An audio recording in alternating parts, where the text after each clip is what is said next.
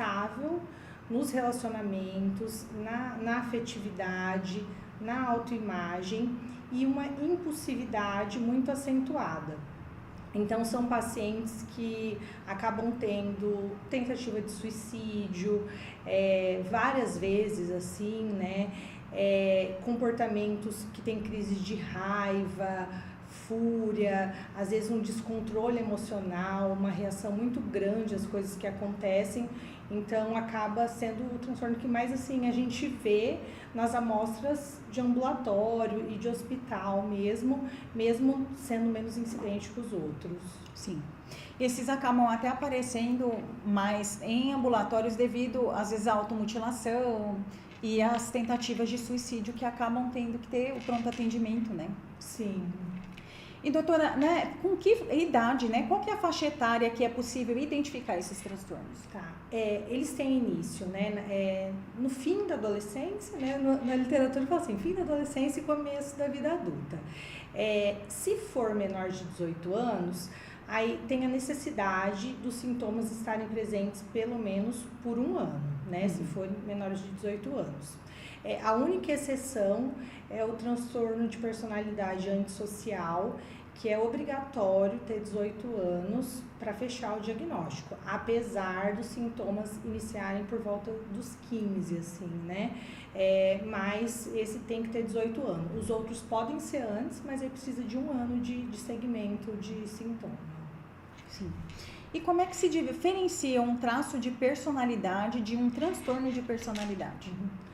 O traço, ele é um padrão que a pessoa tem, né, que pode ser de percepção do meio ambiente, dos relacionamentos, do pensamento, e quando vira um transtorno, isso é mal adaptativo, geralmente leva a sofrimento no paciente, né, e também um prejuízo funcional ou social. Então, assim, é algo que prejudica realmente a pessoa, né? Não é só uma característica, assim, persistente dela. E quais são os principais critérios diagnósticos utilizados para identificar um transtorno de personalidade? Assim, cada um vai ter os critérios específicos, né? De uma maneira, acho que para explicar um pouquinho melhor, né, teria 3 tipos, né, de transtorno de personalidade. Então, tem o grupo A, o grupo B, o grupo C. O A são pacientes mais, então, isolados, às vezes mais excêntricos, que são os transtornos de personalidade paranoide, esquizoide e esquizotípico. Então, assim, eles têm os critérios ali, cada um, né, assim, tem um padrão em comum, mas cada um tem características individuais. Então, assim, o paranoide é um padrão de desconfiança, acha que os outros são ruins para ele. O esquizoide, espera aí que eu confundo os dois, esquizoide e esquizotípico. O esquizoide, ele tem um distanciamento social e um padrão muito restrito, assim, de manifestar interações mesmo. E o esquizotípico, ele é mais excêntrico, mais peculiar, vamos falar assim, né? O grupo B são os transtornos de personalidades que a gente conhece mais. Seria o antissocial, o borderline, o narcisista e o histriônico. Então, o antissocial a pessoa tem um desrespeito mesmo pelas normas sociais e viola o direito dos outros. Então, são pessoas que trapaceiam, enganam, mentem, cometem crimes, agressões. O borderline, né? Já comentei, então, como tem mais pergunta, não vou detalhar mais, né? O narcisista também comentei. E o histriônico é uma necessidade de atenção que o paciente tem, às vezes um comportamento mais sedutor, assim, digamos, né? E os do grupo C, aí seria da personalidade obsessiva compulsiva, da personalidade dependente, que daí a pessoa tem um padrão também de necessitar de cuidado de outra pessoa, né, como se ela não fosse capaz de fazer isso sozinha. Tem o transtorno de personalidade evitativa, que é mais restrito socialmente, medo de ser avaliado de maneira negativa, e são esses, são esses. Existe uma confusão, às vezes, com relação ao transtorno de personalidade antissocial do psicopata, né, da psicopatia, né? Você poderia exemplificar as diferenças desses transtornos? Bom, o antissocial, né, é o transtorno da personalidade, né? Então, assim, ele tem sintomas, assim, mais específicos, né? Disso, da pessoa poder enganar, ter tendência à violência, meio que por não sentir, por não sentir empatia mesmo. Então, ele prejudicar alguém para obter algo para ele não é visto como problemático. Sim. Né? A psicopatia, ela engloba já uma visão, assim, não só das características do transtorno, mas mais voltada mesmo para o crime mesmo, né? Então, de premeditar, acho que prejudicar alguém intencionalmente, diferente do transtorno de personalidade, que não tem a intenção, é mais por ele não ter empatia mesmo, né? Então, acho que a diferença principal seria essa. A frieza, né? Cálculo. Premeditar mesmo, né? Tem uma ouvinte que ela mandou mensagem e ela estava falando do borderline, que ela teve que lidar com uma pessoa que se mutilava e se cortava, e ela teve por 5 anos um tratamento e ela teve uma melhora significativa. A Lucilene é ouvinte aqui da Rádio Cultura. Que bom! Quando adere ao tratamento tem boa resposta, tem resultado. E de que maneira o DSM-5 ou outros manuais diagnósticos orientam o diagnóstico desses transtornos? Bom, tem os critérios diagnósticos, né? Então, assim, o DSM, ele é extenso, né? Geralmente tem as características principais, que é o que citei anteriormente, e aí cada um deles pode ter 3, 4 ou 5 sintomas específicos associados, mas muito ligado ao padrão já do tipo de transtorno, né? Então, vamos falar de um que hoje está mais à moda, por exemplo, que é o narcisista, né? Então, tem essa necessidade de admiração, essa grandiosidade e ausência de empatia. E aí, assim, no DSM, ele meio que detalha os sintomas que poderiam ser associados, né? Então, frequentemente, pessoas que são invejosas ou acreditam que os outros o invejam, acaba sendo insolente, essa questão de admiração excessiva, acreditar que é especial, então que onde vai ele precisaria de um tratamento diferenciado, na parte de ausência de empatia, por ele desconsiderar mesmo o direito do outro e achar que o dele vai ser prioridade, né? Então, assim, eles detalham e o DSM orienta que, dependendo do transtorno, você tem que excluir, né? Por exemplo, uso de substância, porque isso pode causar alterações que se assemelham a um transtorno de personalidade. Doenças neurológicas, então um tumor, alguma lesão ali pode também prejudicar alguma área do cérebro que poderia se assimilar mesmo a um transtorno de personalidade, e aí condições específicas. Então os tipo A, você tem que excluir, ser esquizofrenia, né, pelo comportamento às vezes excêntrico ou desconfiado que pode ter, o borderline. Você, às vezes, né, se a pessoa está deprimida naquela tentativa de suicídio, você tem que excluir aquilo ser depressão. O narcisista, nessa parte de grandiosidade, excluir ser um transtorno bipolar em episódio maníaco. Então, assim, como cada um tem uma característica específica, né? E aí acaba, se eu detalhar muito, acho que fica muito longo e ninguém também vai absorver muito.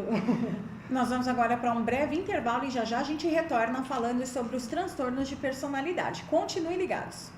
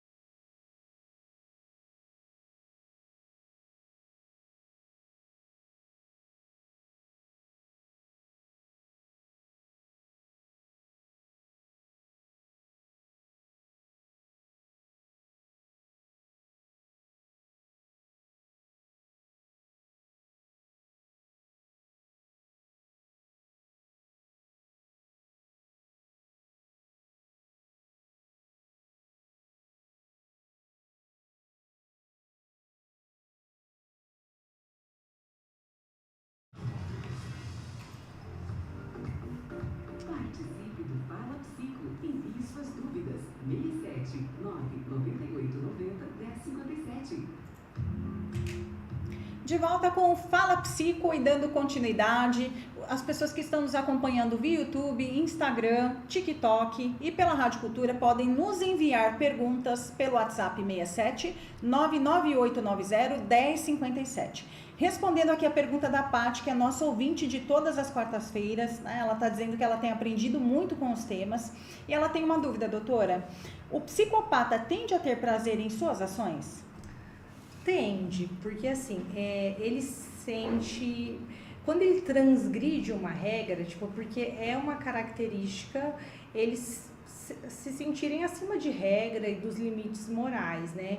Então, isso causa uma satisfação, que a gente poderia dizer que é, então, prazeroso, de certa maneira, né?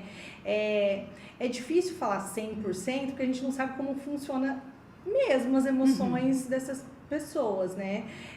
Do narcisista e dele, assim, como é que eles se sentem de fato. Mas sim, tipo, é sinalizado áreas de prazer quando eles acabam transgredindo alguma regra. Nós recebemos outra pergunta também que tem relação com esses transtornos de personalidade, se o TDAH é um transtorno associado a algum tipo de transtorno de personalidade. Não a todos. Então, assim, existe associação dele.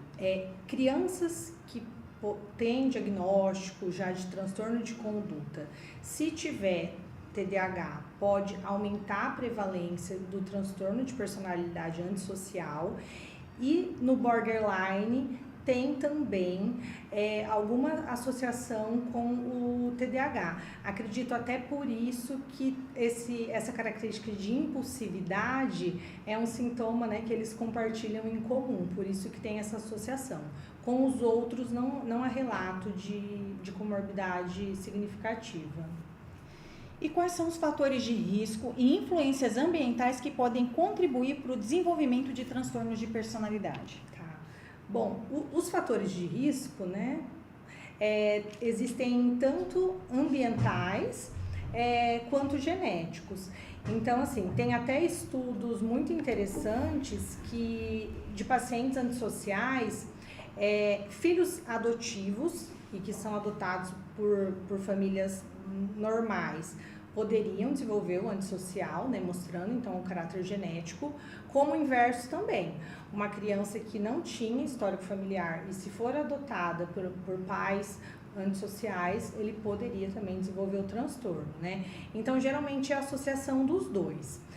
Os transtornos de personalidade do grupo A têm associação muito grande com esquizofrenia. Então, parentes de primeiro grau com esquizofrenia pode ter mais esquizoide, paranoide, esquizotípico. Quem tem o transtorno de personalidade obsessiva compulsiva, familiares de primeiro grau de pacientes com TOC, transtorno de ansiedade generalizada, fobias específicas e fobia social também aumenta a incidência. Mas o que tem o caráter genético mais forte é o borderline. Então, a incidência é 5 vezes maior do que a população geral em familiares de primeiro grau com esse diagnóstico. É um índice muito significativo, né? Sim. Porque assim, a incidência dele de ser até, né, 6,2 da população, mas se aumenta 5 vezes, então fica uma incidência bem mais alta. 30%. É. E qual que é o papel das experiências na infância e dos traumas precoces na formação desses transtornos? É muito importante, e aí principalmente, então, nesses dois que eu acho que estão sendo mais comentados, que é o borderline e o transtorno de personalidade antissocial. Então, os dois têm uma relação muito forte com abuso, violência física ou verbal na infância, pais instáveis ou com comportamentos que eram erráticos já, assim, né, negligenciando, perda parental precoce também. Então, assim, esses dois são os que mais têm essa correlação. Os outros não é significativo, assim, tanto a influência de trauma na infância. E como que a genética e a hereditariedade influenciam a predisposição desses transtornos? Tá. Bom, eu acho que eu acabei lá no fator de risco até já respondendo isso, né? Então, que realmente os do grupo A, ligação muito com esquizofrenia, borderline muito aumentado e o antissocial também. O restante, assim, não tem tanta influência genética. E quais são os principais desafios enfrentados pelos profissionais de saúde no diagnóstico precoce desses transtornos? O diagnóstico precoce, eu acho que ele é dificultado principalmente porque, assim, pelo transtorno de personalidade ter um padrão que é meio inflexível ao longo da vida da pessoa, às vezes eles não veem o comportamento deles como disfuncional, né? Então, a maioria das vezes, quando vem para tratamento, o que a gente mais vê, que é o borderline, ele vem ou por tentativa de suicídio ou por comorbidades. Então, assim, o sofrimento que a pessoa tem pelo funcionamento dela nas relações interpessoais, na autoimagem dela e a vida, né, dela muito instável, ela frequentemente deprime ou acaba tendo transtorno de ansiedade. E aí chega tudo misturado e então a gente acaba não fazendo um diagnóstico tão precoce. E também tem a questão do diagnóstico ter, para fechar um diagnóstico, ter aí esse período de um ano, com exceção do transtorno antissocial, né? Sim.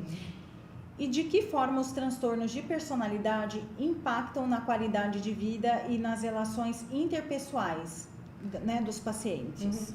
De maneira muito forte, assim, né? Os do grupo A, todos são indivíduos que dificilmente se casam, por essa dificuldade que eles têm, né, de socialização ou de excentricidade do comportamento ou desse grau de desconfiança. Então, assim, isso prejudica eles de alguma maneira nas relações interpessoais. O borderline é o que mais acho que causa prejuízo para o próprio paciente, porque eles têm um padrão tanto de impulsividade quanto essa instabilidade que eles têm de si mesmo, né? Leva às vezes a abandono de trabalho, separação conjugal, desistência de estudo, assim, então prejudica muito, muito a longo prazo. O antissocial, eles podem prejudicar muito os outros, então assim, as pessoas que convivem com eles, né? E assim mesmo também, muitos acabam sendo presos, né? Por mentira, trapaça, agressão física, mas esses pacientes, assim, principalmente quando têm filhos, eles podem negligenciar muito o cuidado de filhos, né? E a obsessiva compulsiva, né? Eu acho que o prejuízo pela rigidez e o perfeccionismo que a pessoa tem no trabalho, assim, são pessoas que acabam ficando muito obcecadas pelo trabalho e isso acaba levando um detrimento, assim, da vida pessoal. É comum o obsessivo compulsivo passar pelo burnout? Sim, porque eles se sobrecarregam assim em excesso, né? Tanto porque eles acham que nunca tá bom, então sempre o que eles estão fazendo, eles estão tentando aperfeiçoar, e isso leva a dificuldade da pessoa concluir, não delega função, então vai absorvendo, quer dar conta de tudo, né? Então são pacientes que têm tendência de evoluir mais para burnout e principalmente também para outros transtornos de ansiedade. E quais são as abordagens terapêuticas mais eficazes para o tratamento dos transtornos de personalidade? Em relação à terapia, né, as abordagens terapêuticas, nos estudos, nos livros de psiquiatria, as mais indicadas são terapia cognitivo-comportamental e a abordagem psicodinâmica. E pode ser feito individual, em grupo, tem também abordagem de treinamentos de habilidade, né? Então, tem alguns tipos assim que podem ser utilizados. Medicamento, às vezes, não tem muito resultado. É mais essa questão de autoconhecimento, aprender a lidar com os gatilhos, se entender um pouco para trazer mais inteligência emocional para os comportamentos. Isso mesmo. Doutora, nós temos aqui a Maria José Bispo, que está nos acompanhando, e ela quer parabenizar, né? Diz que está aprendendo muito aqui no programa hoje. Obrigada, Maria, pelo acompanhamento. Nós vamos agora para um breve intervalo e já a gente retoma o Fala Psico com mais perguntas com a doutora Bruna. Fiquem ligados.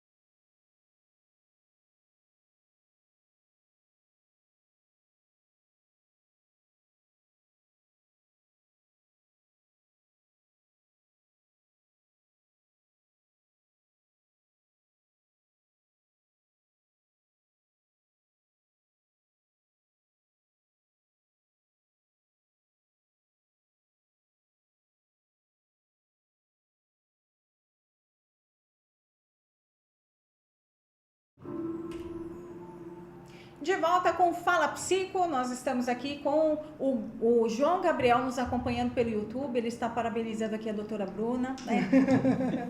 Já o conheço. Obrigada por estar nos acompanhando nessa noite, João. E doutora, dando continuidade, em que situações o uso de medicação é indicado para pacientes com transtorno de personalidade? Bom, a indicação de medicamento mesmo seria mais para as comorbidades, né? Porque não tem como o medicamento mudar o padrão que é o funcionamento da personalidade desses indivíduos, né? Mas assim, podem ser usados aí qualquer classe de medicamento conforme a necessidade. Então, se para controle de agressividade, crises assim que podem ter de raiva, às vezes pode fazer uso de benzodiazepínico ou de antipsicóticos.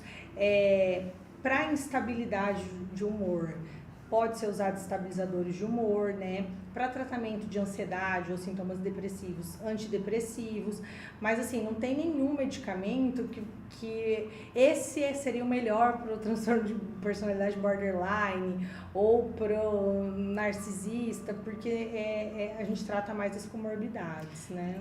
Até porque às vezes as pessoas não têm nem muita noção, mas assim, quando a gente fala de transtorno de personalidade, a gente não tá falando que é uma coisa que tem cura. Ela vai ter um tratamento, mas aquela ali é a forma da pessoa ser, né? O jeito de ser. Ela pode melhorar à medida que ela vai criando consciência, ela vai encontrando meios, né, de se compreender e de entender, né, os impactos que o comportamento pode gerar, tanto de negativos para ela quanto para a vida do outro, mas não vai ter uma cura, né? Uhum. Tem bastante gente que pergunta, narcisismo tem cura, né? Não é cura, mas é tratável desde que a pessoa reconheça e ela busque o tratamento, né? Sim, e pacientes assim que buscam tratamento tem boa resposta, né? Até você comentou, né, que alguém falou que acompanhou por 5 anos.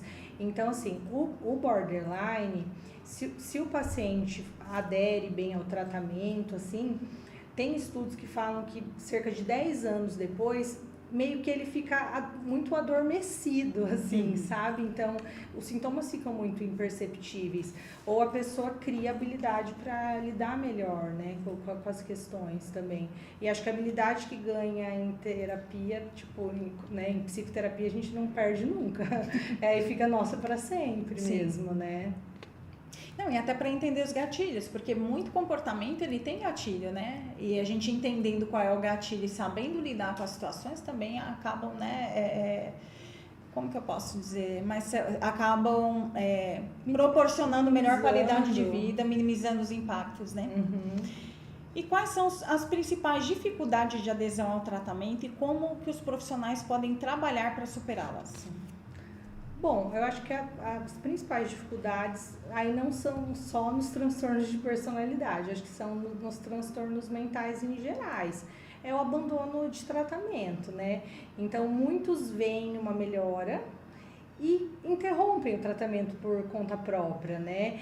Frequentemente eu vejo, e acredito que você também, assim, na nossa prática, que às vezes tem paciente que some e volta muito pior e fala, eu achei que eu estava bem e eu quis parar de vir, né? Então, esse eu acho que é o principal prejuízo, porque é a continuidade do tratamento que garante um bom resultado, né? E é comum o narcisista procurar tratamento? Não, eu nunca tive um que procurou, assim. Agora, que vai a família queixando de comportamentos que aí a gente tem que ver se vão ser traços, né, ou se vão realmente configurar um transtorno, é algo frequente. Até os que aceitam, né, então eu já tive paciente que aceita fazer terapia e tal, mas tem uma certa negação, assim, de algumas coisas. Eu acho que não, totalmente eles não... Tem resistência, né? Eles não conseguem assumir, assim, todas as características realmente. E existem casos de pessoas que elas querem ter um diagnóstico de transtorno de personalidade? Existe, sim.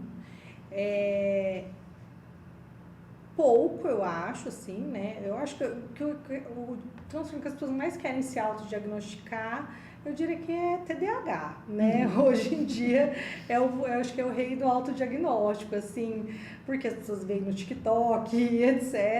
Eu acho que seria o principal. Transtorno de personalidade é mais incomum.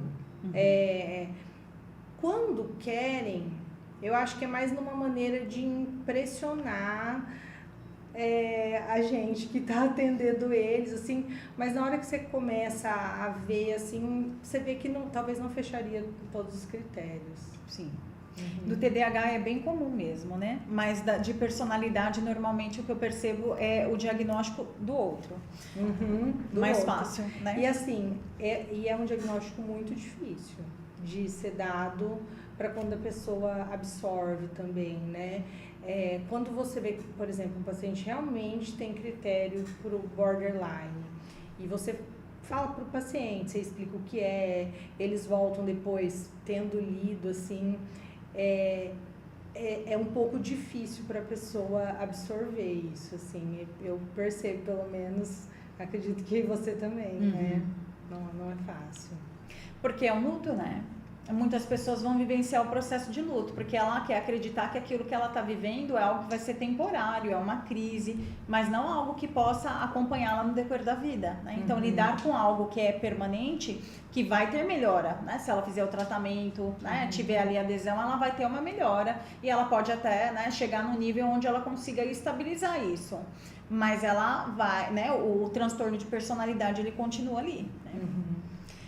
Existe alguma abordagem multidisciplinar que possa melhorar o prognóstico dos pacientes com transtorno de personalidade? Não tem nenhuma diretriz, assim, dizendo como que seria essa abordagem, né? Porém, a associação de tratamentos melhora, assim, o prognóstico. E aí, assim, eu acho que vai além daí da minha parte e da sua, né? Então, casos, né, que a pessoa pode... Se ela tem comorbidade, tratar o transtorno psiquiátrico, fazer psicoterapia, que é o fundamental para transtorno de personalidade. E outras medidas, né? Prática de atividade física, às vezes práticas de meditação, até terapias holísticas que pode ter algum tipo de resultado, o prognóstico seria melhor. Acho que quanto mais a gente investir na gente, melhoraria, né, de toda maneira. Então, melhora, assim, o prognóstico. E como que a presença de comorbidades, como depressão ou ansiedade, interferem no diagnóstico e no tratamento dos transtornos? Bom, interfere porque os sintomas se sobrepõem. E como o transtorno de personalidade é algo que, para você fechar o diagnóstico, você precisa dessa retrospectiva, assim, né? Saber se realmente os sintomas estão lá há cerca de um ano. E tem alguns transtornos de personalidade que podem se assemelhar a alguns sintomas depressivos e ansiosos, né? Então, o obsessivo-compulsivo parece mais ansioso. O dependente, às vezes, mais depressivo. Os do tipo do grupo A também se assemelham mais a sintomas depressivos. Então, se a pessoa está com esses sintomas muito acentuados, fica difícil fazer o diagnóstico naquele momento. Então, é necessário tratar o episódio para depois, assim, bater o martelo se junto teria um transtorno de personalidade.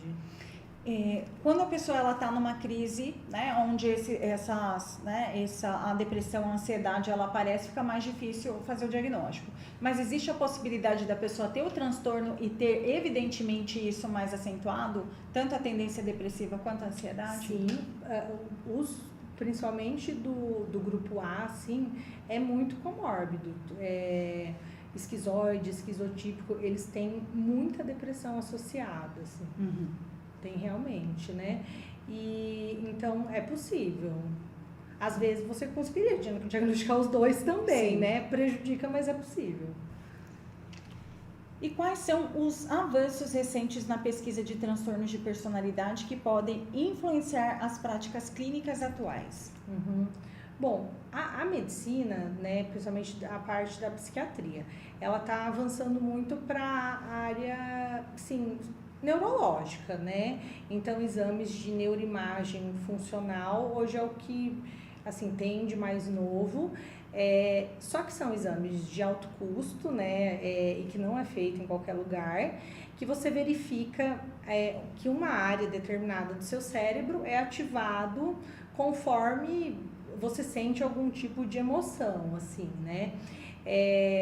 Então, hoje na prática não é algo que é feito usualmente, mas pode ser que no futuro seja, e eu acho que isso vai beneficiar diagnóstico, às vezes, de alguns transtornos, principalmente o antissocial, assim, porque tem áreas específicas do cérebro que sinaliza em pacientes que têm esse transtorno de personalidade, e tem pacientes que são detidos, que às vezes passa por avaliação criminológica para ver risco de periculosidade, né? Então, assim, às vezes, se uma pessoa tem a periculosidade cessada, ela pode ser solta do presídio para casa, né? Só que se essa paciente tem um transtorno de personalidade antissocial associado, ele pode ser um psicopata, ele pode voltar a cometer crime. Então, assim, eu acho que isso no futuro pode ser uma ferramenta para essas avaliações, inclusive. E o outro avanço, né, hoje em dia é na parte genética, né? Então, tem estudos epigenéticos, já que você vê questão de medicamento, predisposição para algumas doenças. Então, eu acho que pode avançar ainda nesse sentido, né? Tipo, borderline, aumenta para 30% se você tem um familiar. Pode ser que é indicado um teste genético no futuro para fechar o diagnóstico. A gente está aqui, né, conversando sobre os transtornos e eu estou fazendo cálculo, né? E a gente tem a orientação da Organização Mundial de Saúde que pelo menos 30% da população tem transtornos, né, de personalidade ou transtornos relacionados à saúde mental, né? Que é um número muito expressivo e muito significativo, né? Sim. Que a cada 100 pessoas, 30 pessoas, elas têm algum tipo de transtorno. E qual seria a sua orientação para as pessoas que podem observar algum tipo de comportamento ou podem até se identificar com essas questões relacionadas aos transtornos que nós conversamos aqui, doutora? Bom, eu acho que a orientação é procurar ajuda, né? Até antes da gente começar e quando começou foi o que você comentou. Como tem muita informação, às vezes as pessoas podem também pegar informações errôneas, né? E aí isso desencadeia várias consequências assim depois que é melhor dar um passo para trás e talvez, se a pessoa se identificar, buscar tratamento. Então, assim, buscar um atendimento psicológico, se for, né, depois para confirmar esse diagnóstico, também um atendimento psiquiátrico, né? Tentar não omitir sintomas também, né? Porque, assim, às vezes existem famílias, adolescentes que têm tentativa de suicídio e a família também quer omitir ali. Será que essa adolescente tem algum sintoma que lá na frente poderia ser borderline, né? Então, às vezes as pessoas também vão deixando muito as coisas. Então, eu acho que se a pessoa se identifica, acha que pode ter, não pode se autodiagnosticar, tem que buscar ter certeza com um profissional que seja qualificado, né, para isso. Nem se autodiagnosticar e nem realizar diagnóstico. Dos outros, porque é muito comum também dessa questão do diagnóstico. Às vezes você vai conversar com uma pessoa, todo mundo tem um diagnóstico, né? E muitas vezes não são as pessoas que estão com problema, às vezes é a própria pessoa que tem um problema com dificuldade de relacionamento, mas como ela está procurando problema fora, ela tem dificuldade de enxergar que ela também talvez precisaria de ajuda e entender um pouco do que é que ela está passando, né? Quais são as condições ou os auxílios que ela necessita para lidar com as situações que ela enfrenta, né? Doutora, vamos para mais um breve intervalo e já a gente retorna para a última parte do Fala Psico.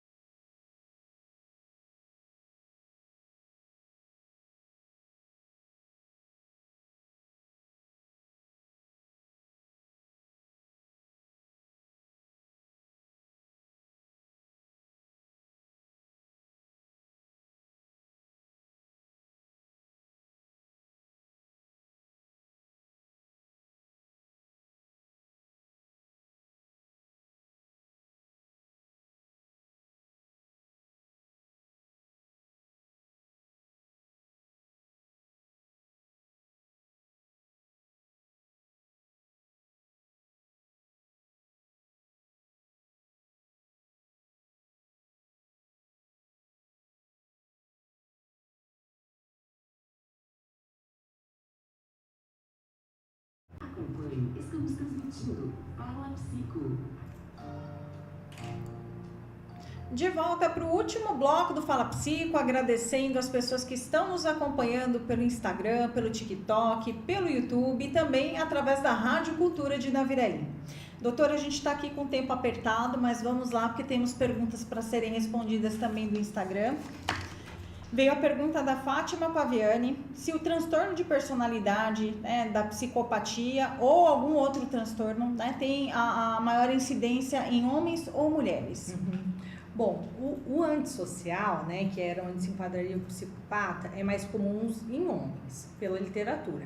Mas também fica uma certa dúvida se não poderia ser subdiagnosticado em mulheres, porque os homens, eles têm tendência de ser mais agressivos e é um sintoma presente, né?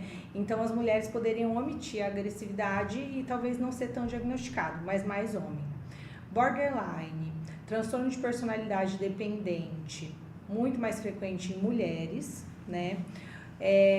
Os do tipo A, né? Esquizotipo, esquizoide e paranoide, sexo masculino também, e o narcisista mais presente também no sexo masculino. Então, a gente tem aí um número significativo, né, de acometimentos nas pessoas do sexo masculino, considerando os transtornos. Sim, mais comuns. Considerando que são mais comuns, sim.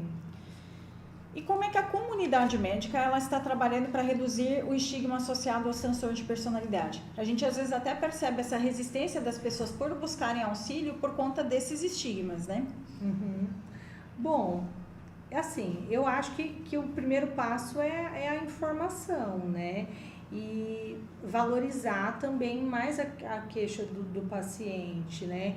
Então, o paciente que tem um transtorno de personalidade, ele tem um sofrimento envolvido, principalmente no borderline ou do grupo A. Então, a gente não pode minimizar sentimentos que os pacientes têm, né?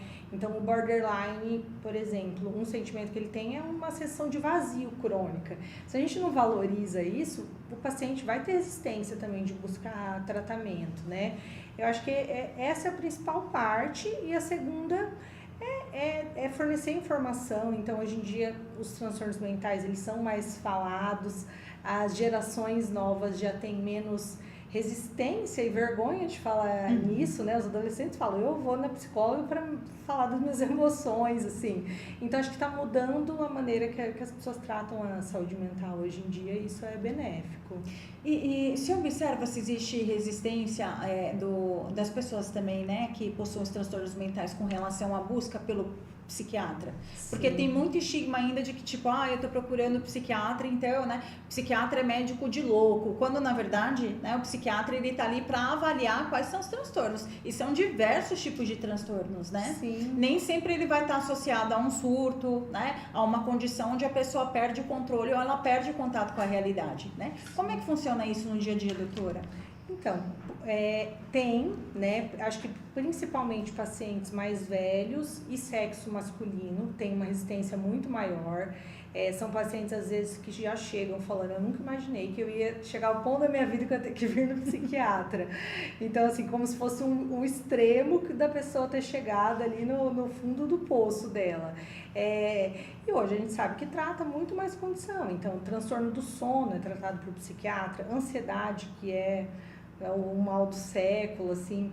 Então, apesar de ter resistência, eu acho que tá mudando um pouco os pensamentos, eu acho que as pessoas já falam mais abertamente, até na nossa vida, assim, amigos, pessoas conhecidas, quem toma remédio fala, eu acho que já estamos normalizando um pouquinho mais, né?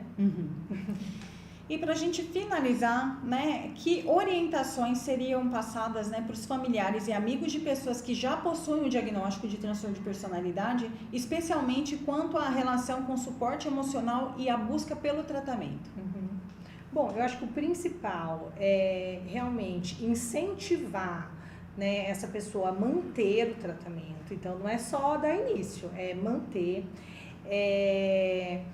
e fazer o possível, né, que não é sempre que controla, mas às vezes para conseguir deixar um ambiente, pelo menos dentro de casa, mais estável, né? Porque fora do ambiente domiciliar a gente não vai ter controle. Então, se o ambiente de casa for estável, isso vai ajudar.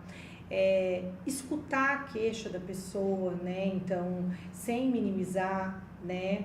Em alguns casos, colocar limites também, né? Então, assim, às vezes tem que falar, tem comportamentos que não vão ser tolerados aqui, né?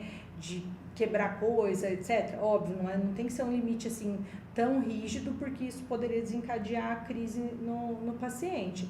Mas conforme a pessoa tenta se informar também, né? Às vezes tem familiares que vão junto em consulta, perguntam como que eu faço para lidar com a minha filha, Então, assim, eu acho que essa parte é o que eles podem fazer para melhorar o tratamento e para o paciente conseguir manter e ter menos crises e conseguir estabilidade.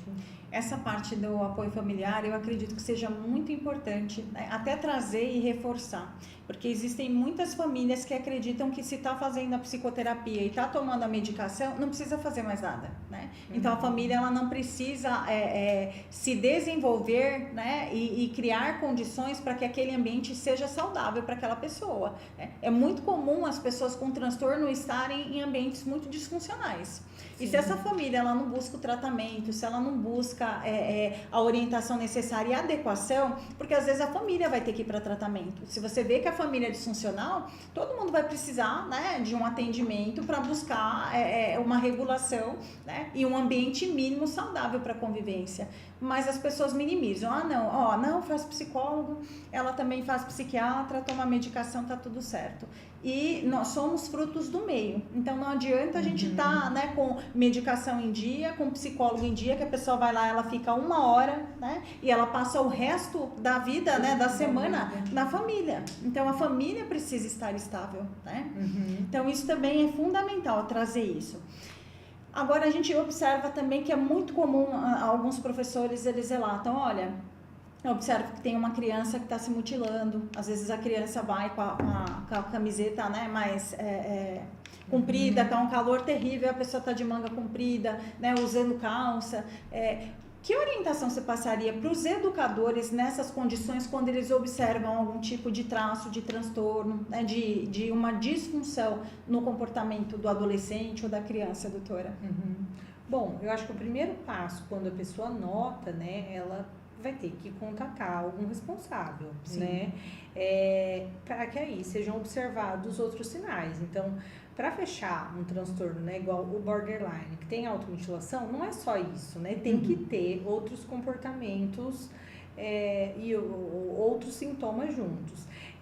Eu já vi na prática, tipo, pacientes que têm automutilação em contexto, às vezes, só de ansiedade ou só de tédio, porque já tive paciente adolescente que fala isso, né? Ou até mesmo pela depressão, assim, né? Então, às vezes, não todo mundo que se automutila é borderline. Então, o primeiro passo, acho que é comunicar aos familiares, para eles observarem se tem algo associado. E daí não é fechar os olhos, né? Também a família aí vai ter que observar, perguntar ativamente. Você fez isso a primeira vez? Há quanto tempo você faz? O que você sente? Para que a gente entenda a motivação desse comportamento e para depois, se necessário, encaminhar para algum tratamento mesmo, né? E é importante você acolher sem minimizar, porque tem muita gente que minimiza e diz assim, está fazendo isso porque quer chamar atenção. Sim. Né? E numa condição onde a pessoa ela tá querendo chamar atenção, ela tá pedindo ajuda nessa busca pela atenção, ainda que seja para chamar atenção, há um pedido ali, que não pode ser, né, ignorado ou negligenciado. Né? Uma pessoa que está bem não tem necessidade de ter esse comportamento, né? Doutora, gostaria muitíssimo de agradecer a sua disponibilidade, sua prontidão em vir participar do programa. Obrigada. Eu acredito que as pessoas que nos acompanharam hoje se beneficiaram muito das informações, né? O objetivo do programa é exatamente isso, né? Esse de levar informação, conhecimento, né? Para que as pessoas, quanto mais as pessoas tiverem conhecimento, eu acredito que a gente tem mais condição de quebrar esses estigmas que existem ainda vinculados à saúde mental, as resistências das pessoas por buscar buscarem, né, por esse auxílio e entender que o corpo para ele estar são, ele depende de uma mente sã também. Então é fundamental que a gente priorize o tratamento, né, da nossa saúde mental. Então eu gostaria de te agradecer grandemente. Obrigada, agradeço o convite também. O tema é bem extenso, então assim, a gente tem que enxugar bastante, mas fico feliz se tiver conseguido a gente fornecer alguma informação assim, de qualidade para as pessoas. Mas com certeza a gente vai ter parte 2, né? Tá bom.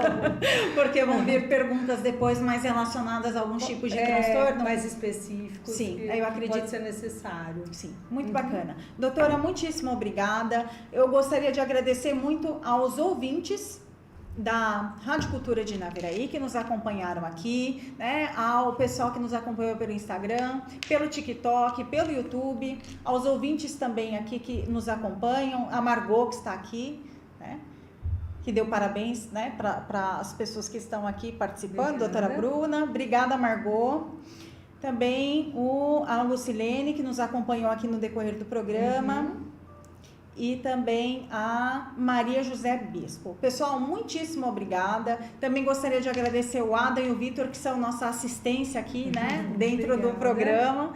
E espero vocês na próxima quarta-feira com mais um Fala Psico. Uma boa semana para vocês. Espero que esse programa tenha sido esclarecedor e semana que vem a gente retorna. Deus e até mais.